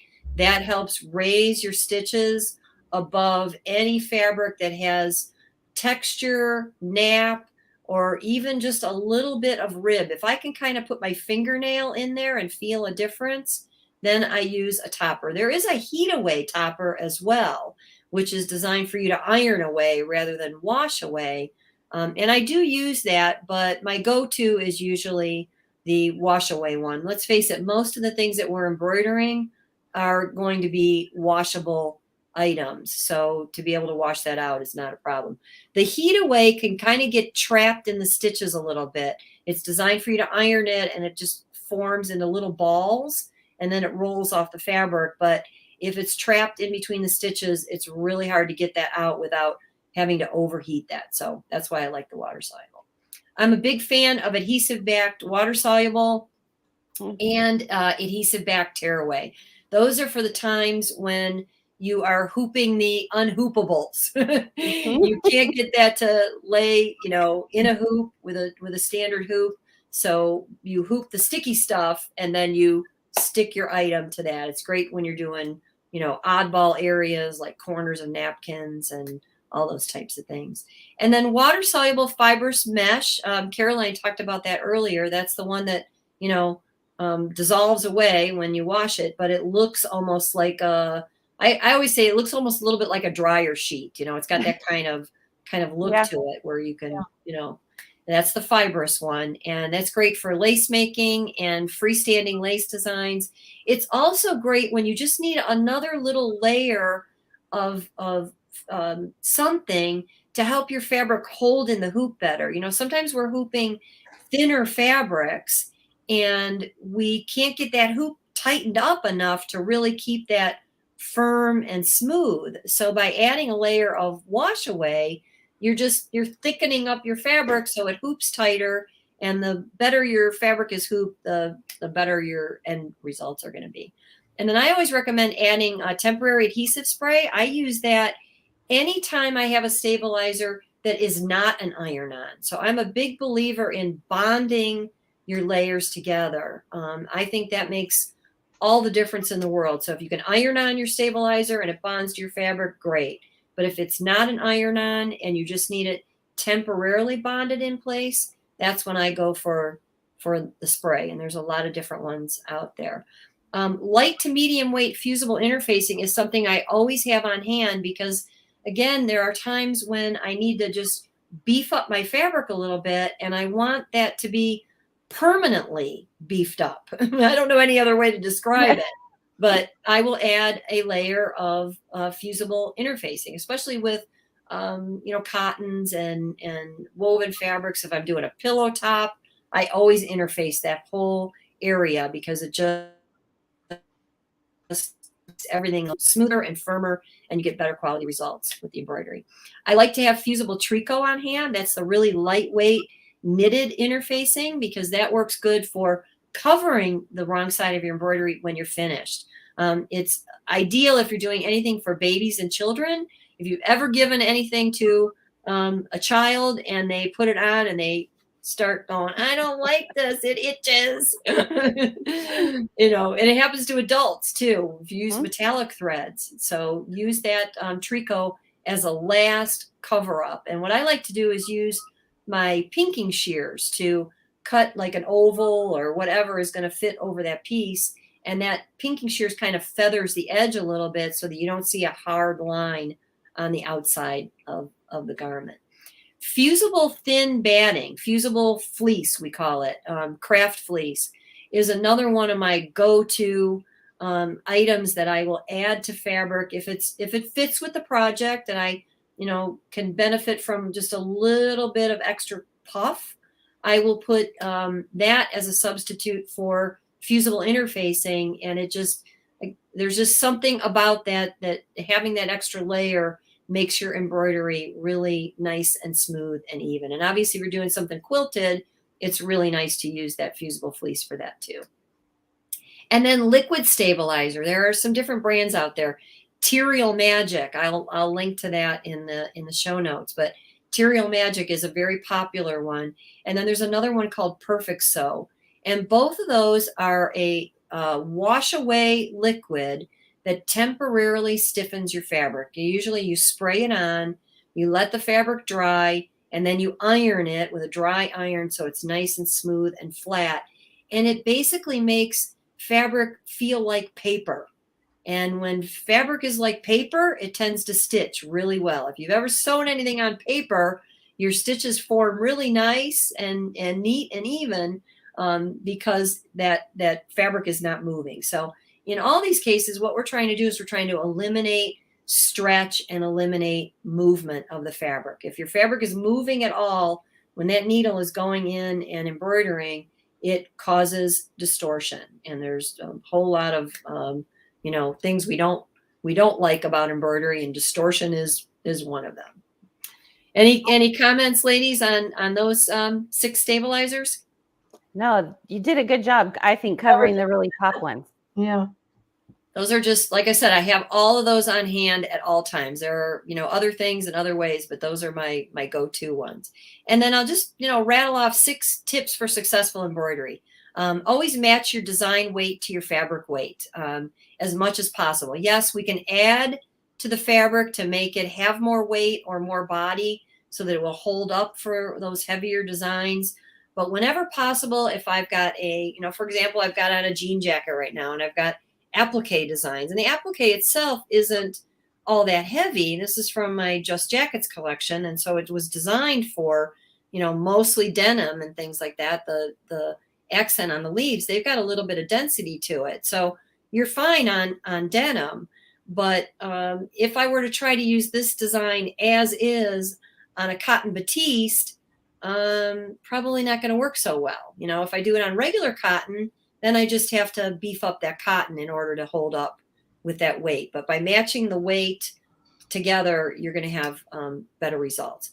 Also match your hoop size to your design size. So if I'm doing a 4-inch design, I'm doing it in my 4-inch hoop. If I'm doing a design that's a little bit bigger, I'm going to use my 5x7 and da-da-da-da-da. Just always try not to have a lot of extra space around your design, because anytime there's space, there's a chance for movement, and you're not going to get it clamped as tight in the hoop either. Stabilizer bonded to the fabric gives the best results. That is what I talked about before. That, again, that makes all the difference in the world. And I don't really like using sticky spray. I don't know, you ladies, you feel kind of the same way? Like, it's kind of like I go to the basement and spray it on newspaper, or I take it outside when I can, or in the garage or whatever. But there's nothing else that does what it does when you need it to do what you need it to do. So, it works.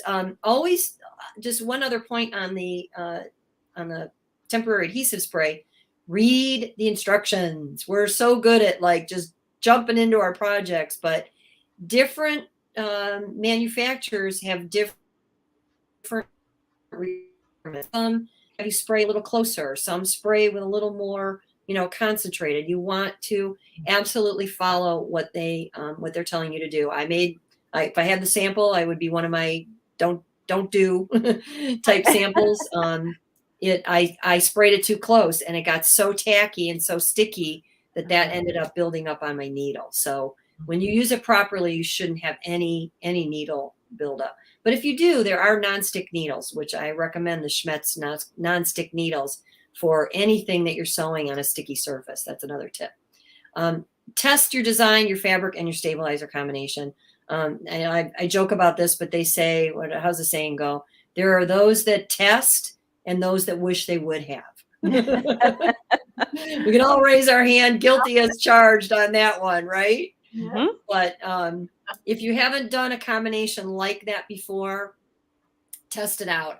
Either do it on a garment that you don't care about, or I will often go to the fabric store and I will just shop for something that mimics the item that I want to stitch on, and I buy enough to do a sample, and I'm good to go. So that's another big tip. And then preset the hoop tension before perfecting placement. This one probably would be a little bit better if I do a video on it, so I'll have to add that to my repertoire. But basically what that means is I put all my layers together in a hoop that's already loose, and then I tighten it up to the tension it needs to be to hold those fabrics tight. In all likelihood, my fabric's going to be a little bit loosey-goosey in there, and I haven't perfected the placement yet. So I then take that hoop apart and I line things up exactly the way I need it and rehoop that fabric. And if you rehoop with that screw already set for the tension or the gap, you're going to pretty much just pop that hoop, that inner ring, right into the outer ring without having to pull and tug on that fabric. And I always recommend putting the hoop together like you would put on a shoe. You put your toe in first and then down on the heel. So put it in the front of the hoop first and then press it down. But if you'll follow that tip, coming soon, I'll do a video on that. It makes all the difference in the world. You will also save your hoop screws. So if you've ever stripped a hoop screw, that could be a problem as well. So got a couple comments here I'm just going to bring up. Carol uses Material Magic in various dilutions. Yeah, I've never actually diluted mine, but you probably could. And yeah, you always got to be careful when you're using regular starches. The other thing I like about the Material Magic and the Perfect Sew, which are the two I mentioned, they do not build up on your iron. Starch will build up on your iron. And sometimes I'll starch fabric, but you have to be careful what it does on your iron. And then Clovis says she had to buy some non-stick needles. And yeah, the non-stick needles really, really, really help. So any comments on that, ladies? No, those are excellent tips though. No. Well, we end up getting a lot of questions on embroidery, and I kind of saved the best for last. But let's. This is a long show. I know it's a long show. Let me save for just a minute. I do appreciate everybody being here. I hope that if you're watching this live, you'll like, subscribe, and hit the bell for notifications if you haven't already. And if you're watching this on the replay, I hope that you will do the same. I'm really grateful for everybody that has already subscribed to my YouTube channel.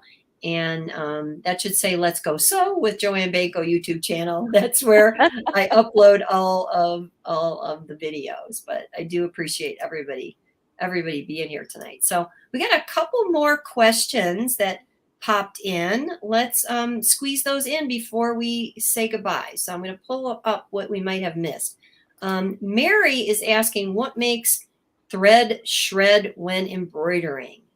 She says it's very frustrating. And I think my friend Don actually had an answer for that. He said it could be your tension.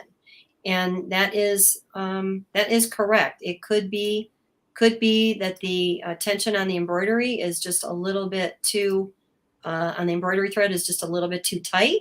It could be that your needle is ready for changing. It could be that your design is a little too dense. And so when that needle's going in, the thread is wearing against the other thread that is already there. Any other thoughts on that question, ladies?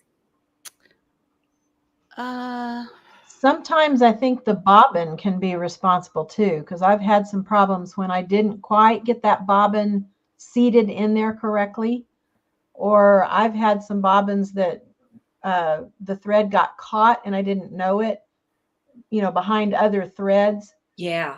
It pulls on that, and that can cause some shredding as well. That's a great point. Bobbin cases, the kind of bobbin cases that are in our top load machines, unlike the old machines that some of us grew up sewing on with a metal case and the metal, everything was metal.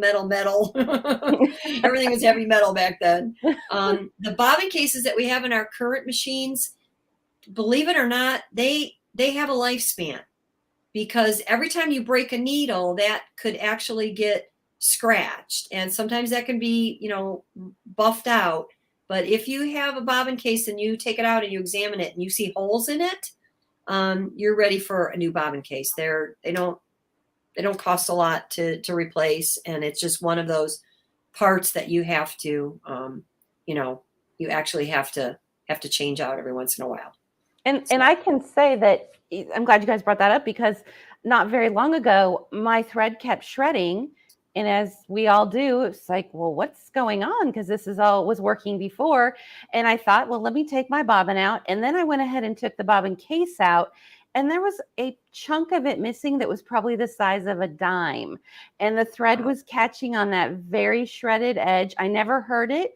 I don't know when it broke, but that's all it was. And all I had to do was replace the bobbin case, but it wasn't a problem with anything else. That it just was a quick fix. But boy, I was surprised to see a big giant chunk of my bobbin case missing.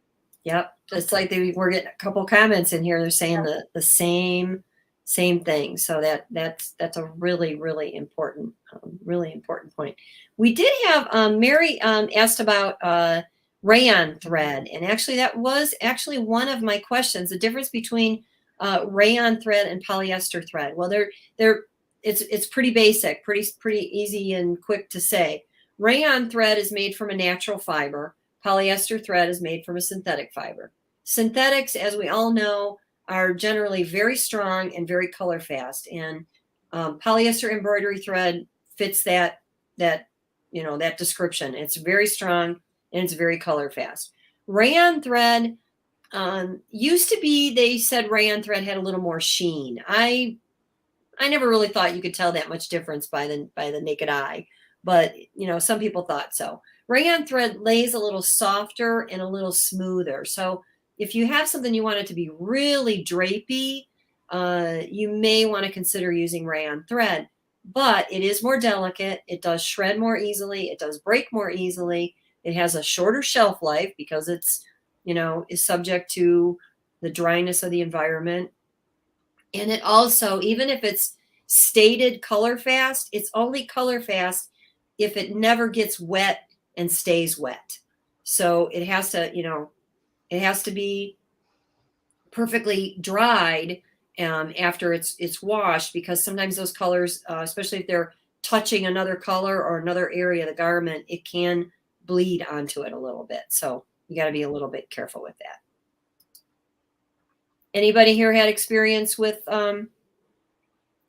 rayon thread?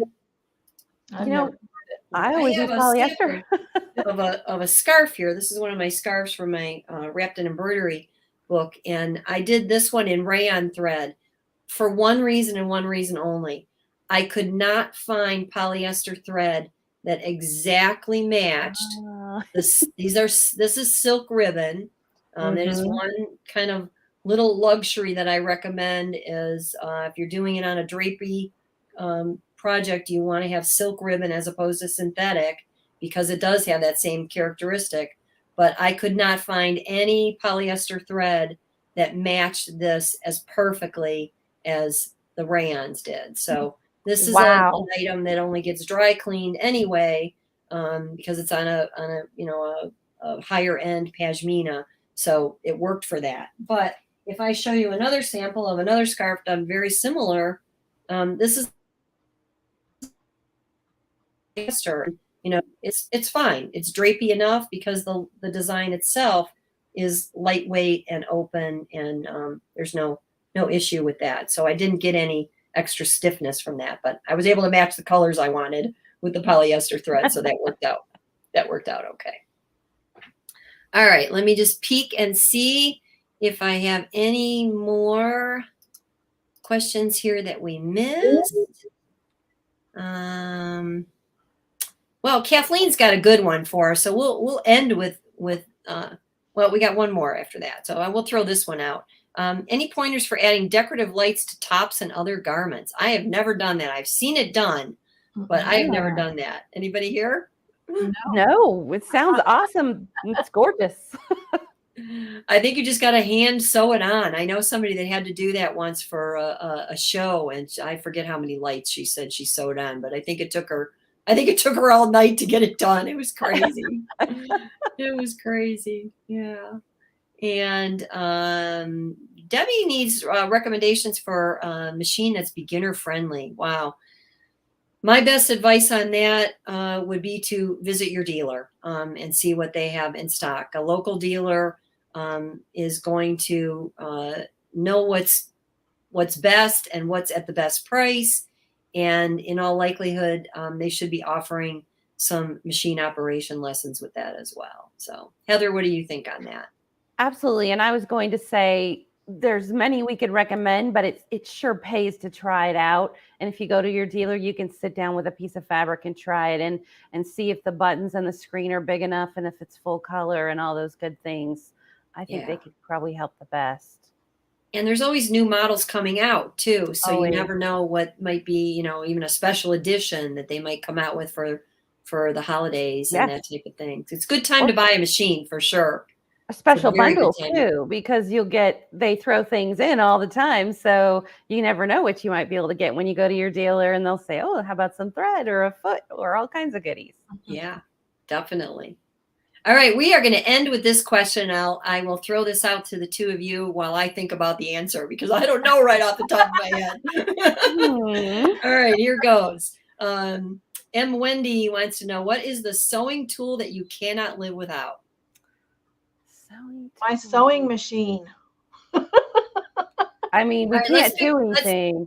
Let's pick a number 2 to that then, Carol-Ann, because that we're all going to say amen on. A sewing tool. I mean, I know my seam ripper is kind of high up there, and I need something to be able to correct those mistakes. That is true. That is true. I'm trying to look at my many tools to see which one I couldn't do without. Right. Like, which one do I know that I go to every single day and pull out, other than I know my seam ripper gets a lot of use.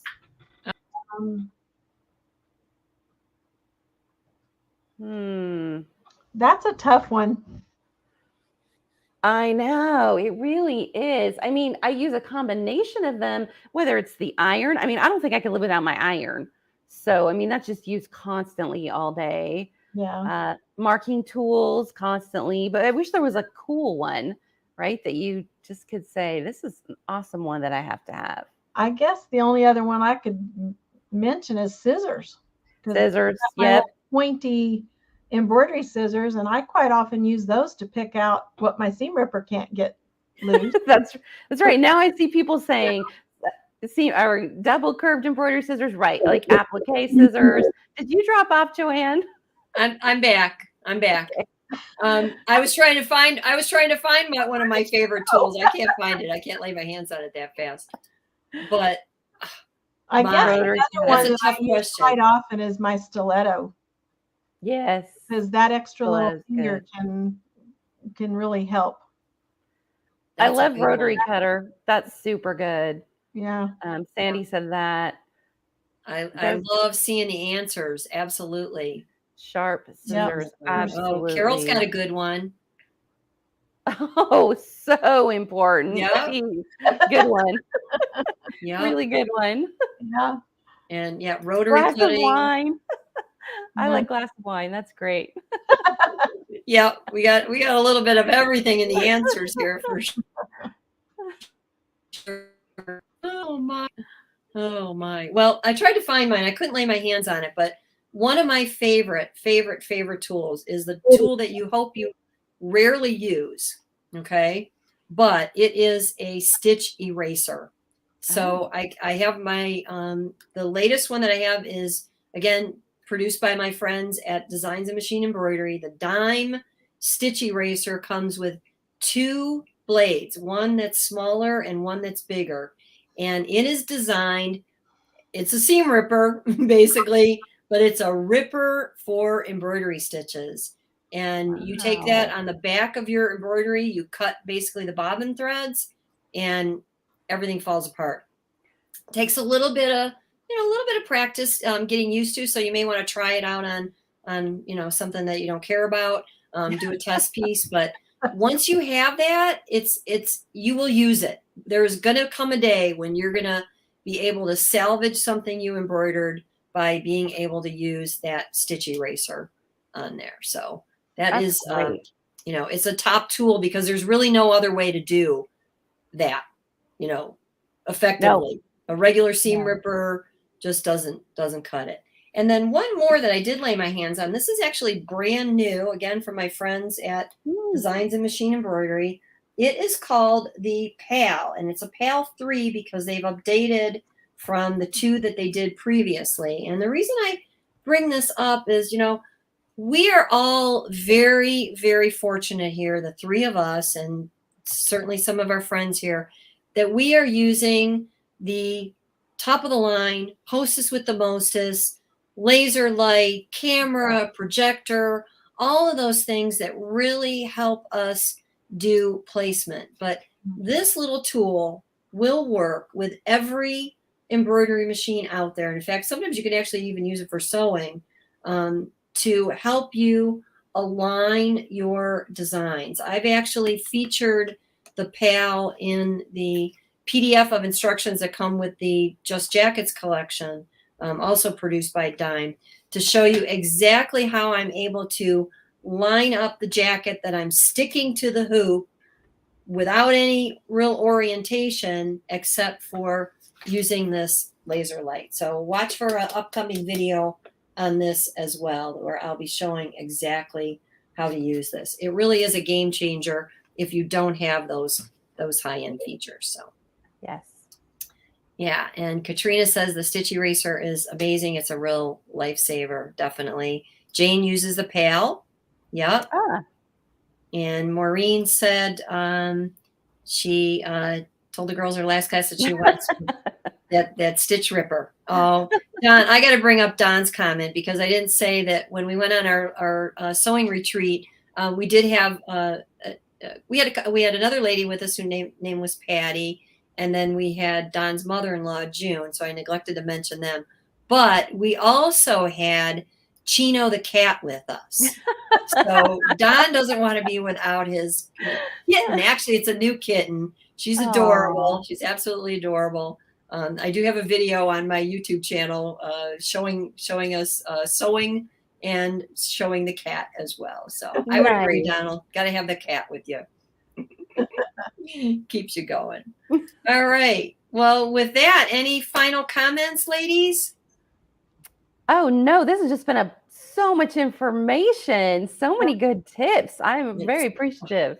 It has been. I learned a few things too. Me too. Me too. Always. One thing I would like to say, because I'm fairly new to teaching, I really enjoy the fact that some of our students give us great ideas, and we can learn a lot from them.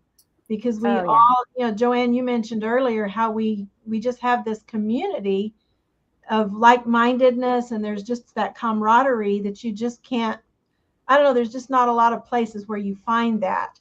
You are so right.